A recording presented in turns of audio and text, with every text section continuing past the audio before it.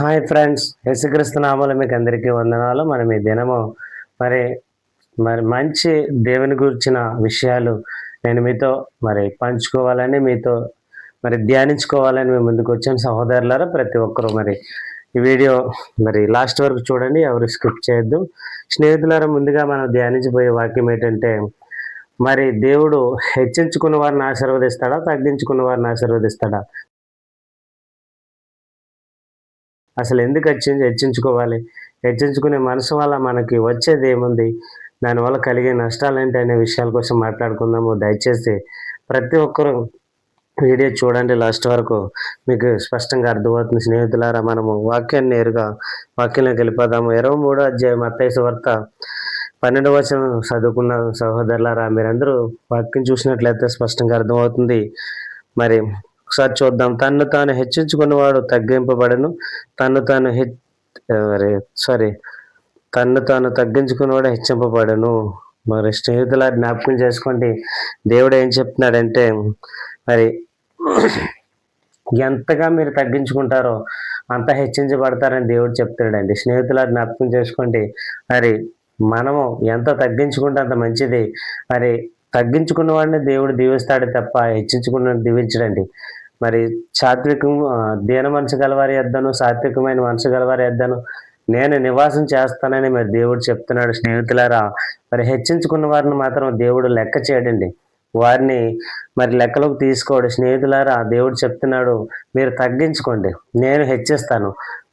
మీకు ఎవరి మీద పగ ఉంటే నాకు అప్పగించండి, ఆ పగని నేను తీర్చుకుంటానే తప్ప మీరు వారి మీద పగ పెంచుకోకండి. మీ హృదయంలో దేవుడినే ఉంచుకోండి అని దేవుడు చెప్తున్నాడు. దేవుడి పిల్లల ప్రతి ఒక్కరు జ్ఞాపకం చేసుకోండి, మనము తగ్గించుకుందామండి. తగ్గించుకుంటేనే దేవుడు మనకు సమీపంగా ఉంటాడు, మన ప్రార్థన దేవుడు వింటానని చెప్తున్నాడు. అలాగే తగ్గించుకున్న వారి పట్ల దేవుడు విధేయత చూపిస్తానని చెప్తున్నాడండి. లోకంలో చూస్తాము, ఎవరికైనా సరే లోకంలోనే కాదు, దేవుడు నమ్ముకున్న వారిని చూస్తాము. కొంతమంది అయితే గర్వంగా ఫీల్ అవుతారు, హెచ్చించుకుంటారు, లేనివి చెప్పుకుంటారు. ఉన్న వెనక ఉన్నదానికంటే ఇంకా డబుల్ వేసి చెప్తారండి, నేను ఇలాంటి వాడిని, నేను అలాంటి వాడిని, నేను ఇంత చేశాను, అంత చేశాను, ఇంత భక్తి చేశాను, ఇంత ప్రార్థన చేశానని హెచ్చించుకుంటారండి. కానీ దేవుడు చెప్తున్నాడు, మీరు తగ్గించుకోండి. ఎప్పుడైతే తగ్గించుకుంటారో అప్పుడు మిమ్మల్ని నేను హెచ్చిస్తాను అని దేవుడు చెప్తున్నాడు. తగ్గించుకోవడం అంటే దీన మనసు కలిగి ఉండాలి. నాకు సమస్తము దేవుడే, నా వల్ల నేనేమి చేయలేదు అని చెప్పుకోవాలి. ఉదాహరణకు చాలా మంది, ఈ తెలివితేటలు నా వల్ల వచ్చాయి, నేను ఈ పని చేయడం వల్ల ఈ పని అభివృద్ధిలోకి వస్తుంది, అలాగే నా వల్లే వాడు పైకి వచ్చాడు, నా వల్లే వీళ్ళు ఇలా తయారయ్యారు అని గర్విస్తారండి. కానీ మన ధర్మశాస్త్రంలో చూస్తాము, ఒక ఆయన అలాగే గర్విస్తాడు. గర్వించడం వల్ల తనకి ఏ నష్టం కలుగుతుందో చూస్తాము. దానియేలు గ్రంథంలో మనం చూస్తాము. దానియేలు గ్రంథంలో నెబుకద్నెజర్ అనే రాజు ఉంటాడండి. రాజుగారికి దేవుడు సకల ఐశ్వర్యాలు ఇస్తాడు. సకల బబులోని పట్టణం అంతా కట్టిస్తాడు. తను కట్టించిన తర్వాత అవన్నీ కట్టించడానికి, సహకరించడానికి దేవుడే కదా సహాయం చేస్తాడు. కానీ తను అనుకుంటాడు, ఒకరోజు మనసులో గర్విస్తాడండి. ఎలా గర్విస్తాడంటే, ఈ పట్టణాలన్నీ నేనే కట్టించాను, ఈ సంపద అంతా నా వల్లే కలిగింది, ఈ రాజ్యాలన్నిటినీ నా వల్లే అభివృద్ధిలోకి వచ్చాయని గర్విస్తాడు. అలా గర్వించడం వల్ల దేవుడు చేస్తాడు, తనని తన రాజ్యాన్ని తను కాకుండా చేసేసి తనని 7 మాసాల వరకు గడ్డి మేపిస్తాడండి దేవుడు. ఎందుకు అలాగే మేపిస్తాడంటే, దేవుడిచ్చిన సంపదని గుర్తించక ఇదంతా నేనే కట్టించాను, నేనే, నా వల్లే ఇంత అభివృద్ధిలోకి వచ్చిందని గర్వించడం వల్ల దేవుడు నెబుకద్నెజర్ని 7 కాలాల పాటు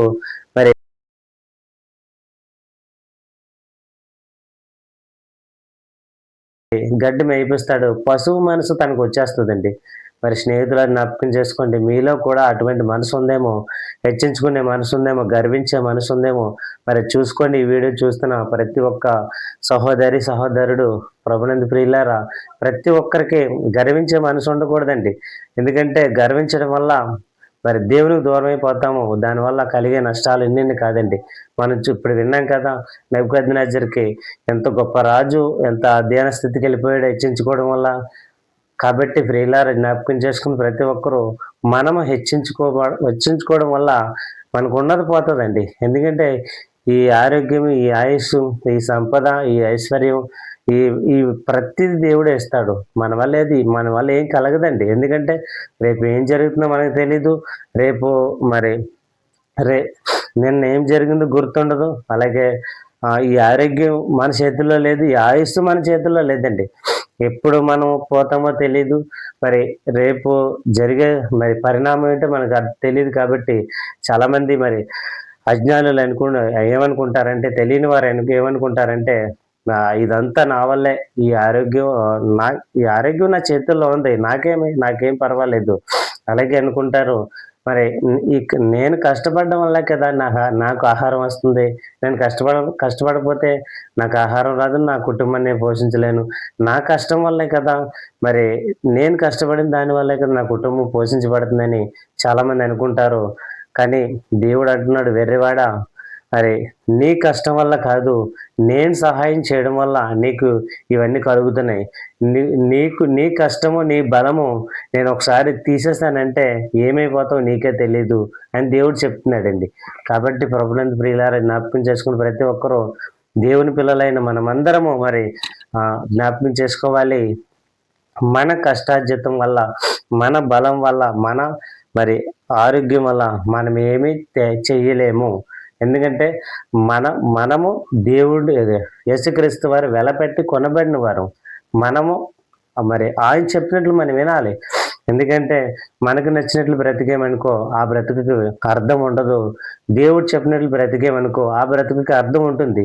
కాబట్టి ప్రియులారా, జ్ఞాపకం చేసుకోండి, మనము హెచ్చించుకోవద్దండి, తగ్గించుకుందాము. తగ్గించుకోవడం వల్ల చాలా మేలు జరుగుతుంది. ప్రియులారా, తగ్గించుకోవడం వల్ల దేవునికి ఇష్టలుగా బ్రతుకుతాము. తగ్గించుకోవడం వల్ల మనకు మన ఇంట్లో, మన జీవితంలో, మన కుటుంబంలో అనేక మేలు పొందుకుంటామండి. కాబట్టి ప్రియులారా, మనము మన సొత్తు కాదు, దేవుని సొత్తు. దేవుని సొత్తు అయిన మనము దేవుని మాట వినాలి, దేవుడు చెప్పినట్లు నడుచుకోవాలి. అలాగ మనం అందరం ఉందాము. జ్ఞాపకం చేసుకుని ప్రతి ఒక్కరూ గర్వించి ఆ గర్వం వల్ల అనేక పోగొట్టుకునే కంటే తగ్గించుకొని దేవుడికి ఇష్టలుగా బ్రతుకుతూ దేవుడిచ్చిన ఆశ్చర్య కార్యాలు, అద్భుతాలు, మేలులు మనం అనుభవించడం వల్ల ఎంతో మేలు కదా. కాబట్టి జ్ఞాపకం చేసుకోండి ప్రభునందు ప్రియులారా, మీరు తగ్గించుకుంటేనే మీరు తీర్పులోకి రారండి. ఆ తగ్గించుకోవడం వల్ల దేవుడు మనకు తోడుగా ఉంటాడు. దేవుడిచ్చిన అద్భుతాలు మన జీవితంలో జరుగుతాయి. కాబట్టి ప్రియులారా, దేవుడు తోడు లేకపోతే మనం బ్రతకలేమండి. దేవుడు మనల్ని ఒక క్షణం విడిచాడంటే ఏమైపోతాం మనకే తెలియదు. ఎందుకంటే సాతానుగాడు ఎప్పుడు మిరింగుదామా అని ఎదురు చూస్తున్నాడండి.